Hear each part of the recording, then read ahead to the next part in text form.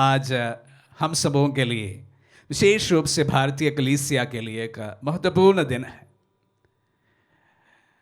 भारत का एक और संत महान जॉन डी ब्रिटो का त्यौहार कलीसिया आज मनाती है। एक Portuguese missionary John D Brito का जन्म 1647 में हुआ था और उनकी मृत्यु 1693 में हुई थी। इनका अनेक नाम है, उसमें एक है, जैसे मैंने शुरुआत में कहा, John the Baptist of India. उनके जीवन, साधारण सा जीवन और उनकी मृत्यु के कारण शायद जॉन द बैप्टिस्ट उन्हें पुकारा गया है। और जिस तरह से बहुत ज़ील के साथ में वह प्रभु के वचनों को लोगों को सुनाया करते थे, तो इसलिए उन्हें पोर्चुगीज फ्रांसिस जेवियर भी बुलाया जाता है। जिस तरह से फ्रांसिस जेवियर ने आत्माओं को बचाने के लिए अपनी सेविकाई जारी रखी, ठीक उसी प्रकार जॉन डी ब्रिटो भी उनके पदचिन्हों पर चलते हुए लोगों के बीच प्रभु के संदेश को सुनाया और इस कारण उन्हें पोर्चुगीज फ्रांसिस जेवियर कहते हैं। एक और नाम है जो हमारे देश से बहुत जुड़ा हुआ है। उसके पहले मैं बताना चाहूँगा कि वह भारत आए, भारत के मदुरई, ये तमिलनाडु में स्थित है, मदुरई मिशन में उनका कार्य हुआ और इधर जैसे ही आए उन्होंने एक भारतीय नाम अपने लिए चुना। उसका वो नाम है अरुल आनंदर।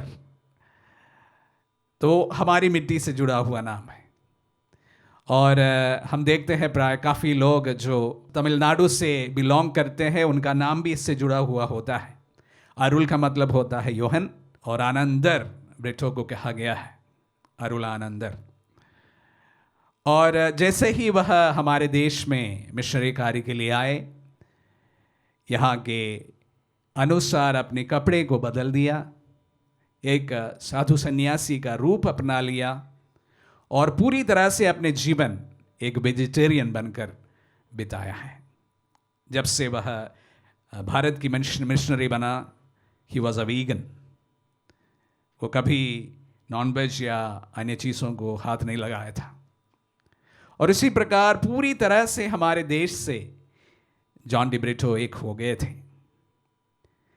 उन्हें 1684 में कारावास हुआ, इसके कारण उन्हें वापस बुलाया गया लिस्बन, लेकिन 1690 में वह वापस भारत लौटते हैं और वही तमिलनाडु एवं मदुरई में अपना कार्य फिर से जारी रखते हैं।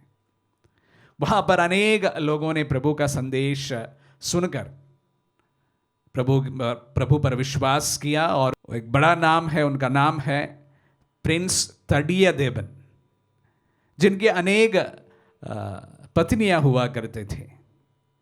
जैसे प्रभु का संदेश उन्हें सुनाया गया तो उनकी अनेक पत्नियों को वो वापस भेज दिया गया, जिससे आहत होकर एक राजा ने अपने ईसाइयों पर विशेष रूप से पर्सिक्यूशन चालू किया, सतावट चालू हो गए।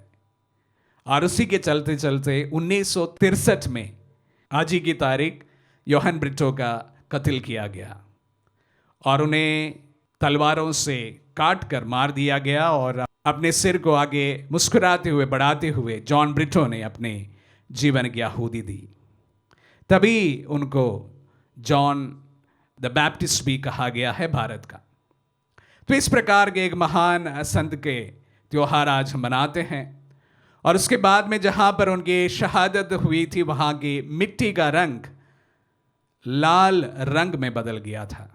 आज भी वहाँ पर की मिट्टी जो है लाल रंग की बनी हुई है। अगर आप में से कोई वहाँ पर जाने के लिए मौका मिले तो वहाँ का जो जहाँ पर उनकी शहादत हुई थी वहाँ की मिट्टी आज भी लाल बना हुआ है, वो इस प्रकार बरकरार है। एक महान संत जो इस देश में आकर इस देशवासियों के जैसे बनकर प्रभु का संदेश को सुनाया। ये जॉन डिब्रिटो की कहानी है। आज के सुसमाचार में गेहूं का दाना जब तक मर नहीं जाता है, उस पर फिर से जीवन नहीं होता है, प्रभु हम सबको याद दिलाते हैं। जॉन डिब्रिटो की मृत्यु हुई, वह उनकी कहानी की अंत नहीं था, एक नई शुरुआत थी। उसी से बहुत सारे लोग प्रभु के विश्वास में आए और आज भी एक बड़ी कलीसिया मदुरै के आसपास के विश्वासी जॉन डिब्रिटो के विश्वास के कारण, उनके शहादत के कारण आज भी विश्वासी बने हुए हैं। गेहूं का दाना जब तक नहीं मरता है, मिट्टी में मिल नहीं जाता है, एक नए जीवन उत्पन्न नहीं होता है। प्यारे भाई और बहनों, कहना चाहूँगा, जब हमारे जीवन में सैक्रिफाइसेस के मौका आते हैं तो वह हमेशा कुछ अच्छा फल उत्पन्न करता है।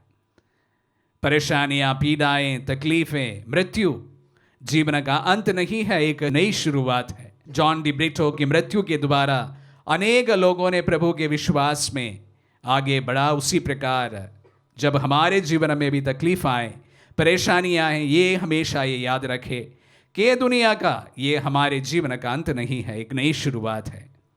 गेहूं का दाना जब तक मिट्टी में ना मिल जाता है, एक नया जीवन उसमें से अंकुरित नहीं होता है। हमेशा इस बात का याद रखें। आमीन।